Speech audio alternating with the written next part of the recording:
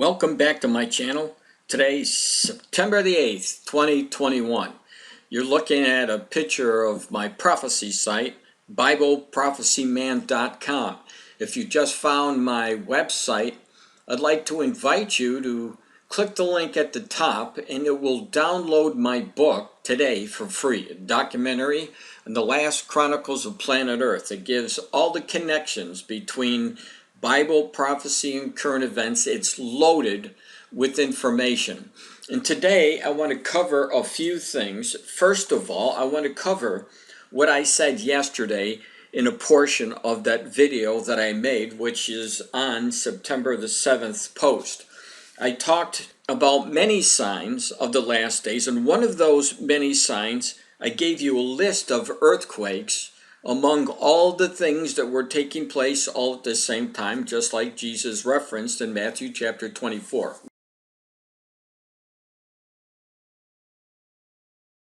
You have to add this 6.3 earthquake that struck on 8/31/2021 there in New Zealand. And it is listed among the many earthquakes that we have seen. You could just take a look at these numbers. I didn't put these in magnitude number. This is what came up when you go and you look for earthquakes at least 6.0 or higher. And you'll notice there are a lot of them. 8.1, 7.5, 7.1, 6.2, 8.2. These are the last day signs. I'm sure there's a lot of people who may be watching this and thinking, there's always been earthquakes and there's always been all these other things you mentioned, Frank. But look at the fact of the matter is, without question, none of these generations before us saw all these things. And I mention this every time I make a video, saw all these things at the same time that they witnessed the rebirth of Israel. And that is the pinnacle point, showing that this is the specific generation to see the return of the Lord Jesus Christ. And that is why we're seeing so many earthquakes taking place at the same time with all of these other signs. It's crazy the number of earthquakes that we see. So you could take it for what it's worth, but please, if you don't take Jesus at his word, you're in deep trouble. Well, a day later, guess what?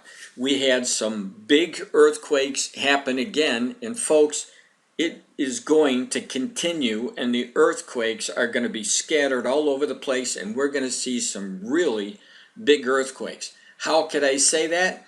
That's because this is exactly what Jesus prophesied. If you're new to Bible prophecy, you really have to understand that earthquakes are coming. Definitely on the way, because we're in the last days. We're in the birth pangs that Jesus mentioned in the Matthew chapter 24, for example. And many people who are finding themselves in these massive earthquakes are calling for help because of the destruction that's taking place in so many different places. Well, take a look at what the Bible has to say about this. This is the words of Jesus Christ in Luke 21:11. And great earthquakes shall there be in divers places, and famines, and pestilence, and fearful sights, and great signs shall there be from heaven. So part of the many signs you see in Luke 21:11 is the great earthquake signs. But that's not all. In the book of Revelation, we see this warning by Jesus. It's found in Revelation chapter 11, verse 13.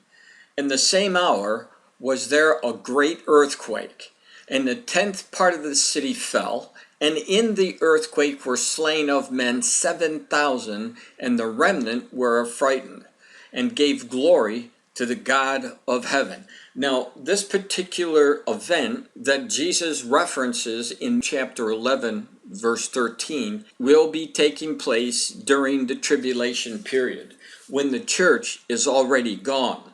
There's going to be massive earthquakes in the latter years, without a question. And this one particular earthquake is going to be so devastating. Just in this one city, there's going to be 7,000 people that will die from this earthquake. And there's other places that talks about the great earthquakes that are going to shake everything. Now, one of those earthquakes, you'll see it's going to be listed in Ezekiel chapter 38. This has to do with about a prophecy about the Islamic nations who come against Israel in the latter years. That's what we know from Ezekiel chapter 38. But I want you to notice what it says in verse 18 through 20 concerning this shaking. And it shall come to pass that at the same time when God shall come against the land of Israel, saith the Lord God, that my fury shall come up in my face. The Lord is going to get so angry, he's going to intervene in this war that is coming against Israel. Verse 19. For in my jealousy and in my fire of my wrath have I spoken. Surely in that day there shall be a what? A great shaking in the land of Israel, so that the fishes of the sea, and the fowls of the heaven, and the beasts of the field, and all creeping things that creep upon the earth, and all the men that are upon the face of the earth, shall shake at my presence. And the mountains shall be thrown down, and the steep places shall fall, and every wall shall fall to the ground. So that, my friends, is going to be one of the largest earthquakes this planet is ever going to see. A great shaking, and it's a warning from Jesus when he tells us in the New Testament that there's going to be great earthquakes, and he tells us in other references in the Bible what they're going to look like. You should believe them. So let's continue. So right after I posted yesterday, in the evening, I got word from my assistant there were two more big earthquakes. You'll see the first one here, magnitude 6.0, took place in Tonga. It's a reference point as where the epicenter was and how far it moved out. But there was an even larger earthquake. Take a look at this one. A 7.0 quake hit Mexico and Acapulco, and this was a devastating earthquake. It really rocked the people. There's a video that I want to show you. And when you look at this video, I couldn't help to think that as the ground beneath them were shaking violently, and you can see the lightning, what appeared to be lightning, but I believe that it was transformers that were being rocked and they were sparking, but the people were in panic. And this is almost a prelude of what is going to be happening during the tribulation period, but only on a small scale, because this magnitude 7.0 quake that hit Acapulco is just a precursor for what is really coming during the tribulation period, of which you do not want to be part of. Take a look at this video. No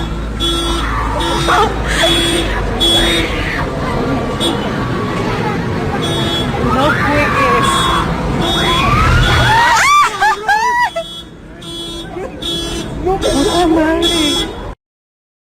A powerful earthquake rocking Mexico near a popular resort city. Marcus Moore joins us with more on the destruction. Good morning to you, Marcus. Amy, good morning. This 7.0 magnitude quake struck just as many people were getting ready for bed overnight, and we know this morning that at least one person is dead. These are images of the destruction coming in this morning, showing walls that have crumbled and light poles that have collapsed into the streets and onto cars. This quake was centered about 10 miles outside of Acapulco, but the capital city, buildings swayed there in Mexico City. That is 200 miles away from the epicenter of this quake, and we have seen images of power flashes lighting up the sky as the ground shook, and people running into the streets for safety.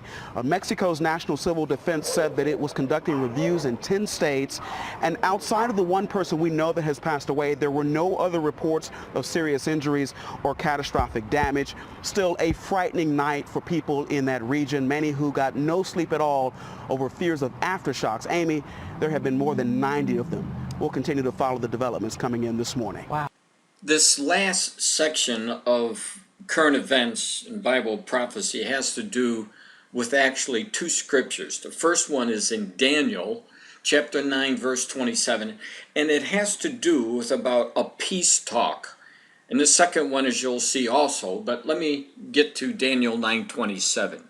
It says this, and he shall confirm the covenant with many for 1 week, and in the midst of the week he shall cause the sacrifice and the oblation to cease, and for the overspreading of abominations he shall make it desolate, even until the consummation, and that determined shall be poured upon the desolate. So this is a prophecy about the man, he, in reference to the Antichrist. Antichrist is going to confirm a covenant, apparently a covenant that has already been set in place, but it wasn't confirmed. And it has to be a period of 7 years. When it says the covenant with many for 1 week, that's a heptad in the Jewish custom, as a week is 7 years. So we know that this Antichrist will confirm some type of agreement that has already been out there. It will be for a period of 7 years, but then in the middle of the 7 years, he's going to cause the sacrifices that were started up again by the Jewish people when they have their temple rebuilt. The Antichrist will stop those sacrifices, and in the middle of the week, he's going to tell everybody that he's God. Now, let's go over to the second prophecy. And this one has to do with the call for peace and safety, and which I believe it's going to lead into a war, probably the Psalm 83 war. But this is what Paul told us from 1 Thessalonians chapter 5, verses 1 through 3. But of the times and seasons, brethren, ye have no need that I write unto you, for yourselves know perfectly that the day of the Lord cometh as a thief in the night. For when they shall say peace and safety, then sudden destruction cometh upon them as travail upon a woman with child, and they shall not escape. So a time is coming where Israel will be calling for peace and safety. And we know from Daniel that I just read that the man will come and he's going to, as I said, confirm the covenant just like the prophecy says. So when Israel is talking about peace and safety, and we see that some kind of agreement has already been established, then it becomes very, very interesting, and we should keep on the watch to see what happens. Now I'm going to play a video for you, and it talks about the Abraham Accords that President Donald Trump, when he was in office, managed to get many nations to sign on with Israel. Now there is a chance that this agreement that went down in 2020, it may be the agreement that later the Antichrist, when he emerges on the scene, that he will confirm. Now, if that is the case, when he does confirm it, if the Abraham Accords is that agreement, it would have to be for a period of 7 years. That's a given. That's a definite. So take a look at the nations. Notice in the scripture it says he shall confirm the covenant with many. Now it doesn't give a specific number. It just says many. But what we see from the Abraham Accords and what's followed after the 2020, we see that there are many who have jumped on to the Abraham Accords. So this is what I want to show you. The 7 United Arab Emirates that make up the UAE are number 1, Abu Dhabi, number 2, Dubai, number 3, Ajman, number 4 is Fujairah, number 5 is Ras Al Khaimah, number 6 is Sharjah, and the 7th is Al June. Now you saw the 7 UAE nations, and you have to add Sudan and Morocco to the list of nations to join in on these Abraham Accords. This report talks about a year after the signing of these Abraham Accords and how it's going. On September 15, 2020, US President Donald Trump hosted Israeli Prime Minister Benjamin Netanyahu and foreign ministers of the United Arab Emirates and Bahrain for the signing of the historic Abraham Accords. According to the deal, the United Arab Emirates formally recognized the State of Israel, while the latter halted its plans to annex parts of the occupied West Bank of Palestine. The Abraham Accords is the first Arab-Israeli peace deal in 26 years. Israel inaugurated its first diplomatic mission in Abu Dhabi, and direct flights, business and tourism picked up between the two countries in 2021. However, not all Arab states have been on board with the geopolitical shifts the accords have pushed through. Despite a lot of effort from Israel under Benjamin Netanyahu, Saudi Arabia has maintained a distance from this arrangement.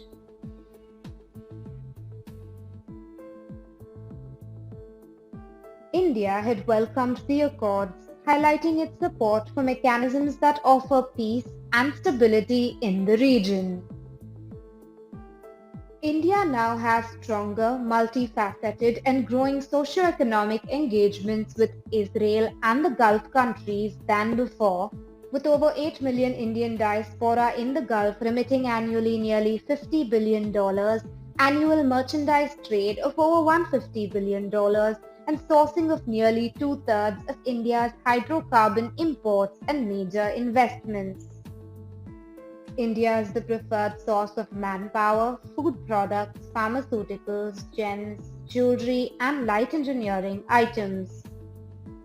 Indians are also the biggest stakeholders in Dubai's real estate, tourism, and free economic zones.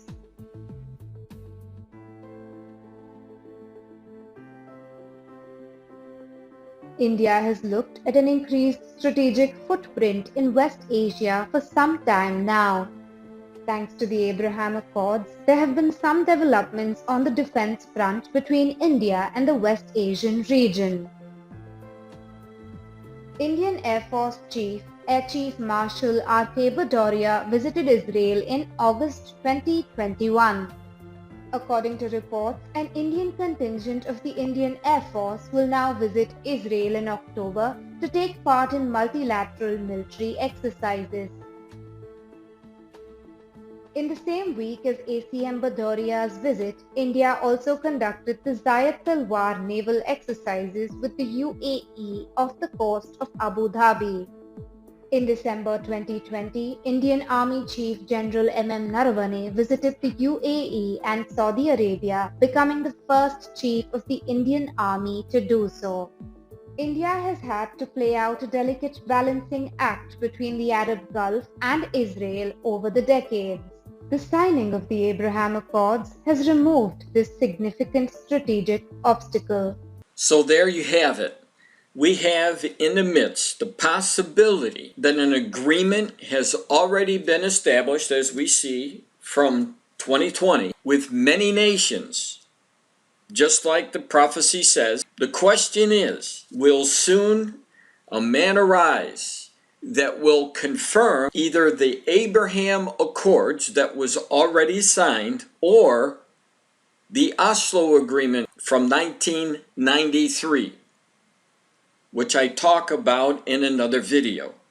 Only God knows, but what we do know and what we're seeing in the news is the setup of the many nations who, before Donald Trump came on board, nations in the Middle East would not sign on to any new accords. And as you saw in the video, it took 26 years to get a signing for those Abraham Accords.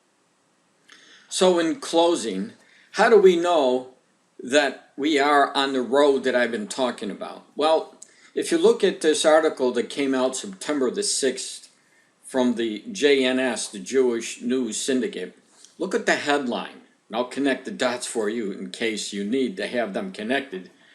As Gulf opens to Jewish life, Muslims spark interest in learning about high holidays.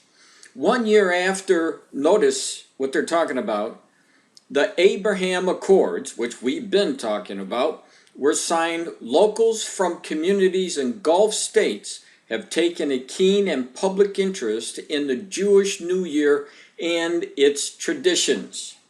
It says, with Jews around the world set to begin the high holiday season, the small Jewish communities in 6 Gulf states, including Bahrain, which again, they were on board with these accords. You have Kuwait, Oman, Qatar, Saudi Arabia, and the United Arab Emirates, which we covered in that video, are planning to take part publicly in some of their traditional holiday rituals for the first time in decades. It goes on to say this newfound openness is a direct result of the Abraham Accords signed a year ago between Israel, the United States, the UAE, and Bahrain, followed by Sudan and, which we didn't mention before, Morocco. Now, for years, we have been watching the Arab nations isolate themselves from Israel. But now here in 2020 that we saw the Abraham Accords signed, and all of a sudden here in 2021 there's interest generated by the same nations that signed on to the Accords, and other nations too as well. So at a time where there has to be an agreement, a covenant, it certainly looks like the road is being paved to do just that. So let's keep on the watch, be good stewards of the word of the Lord, and be ready for the second coming of Jesus Christ, because that's what it's all about, being ready, understanding the times in which we live, because the Lord is coming for his church. We don't know the exact day, but we do know, based on the number of signs that we're seeing in this single generation, it can't be far off. Please subscribe to my channel. Walk with me as we continue to watch the events unfold before we go home to Christ.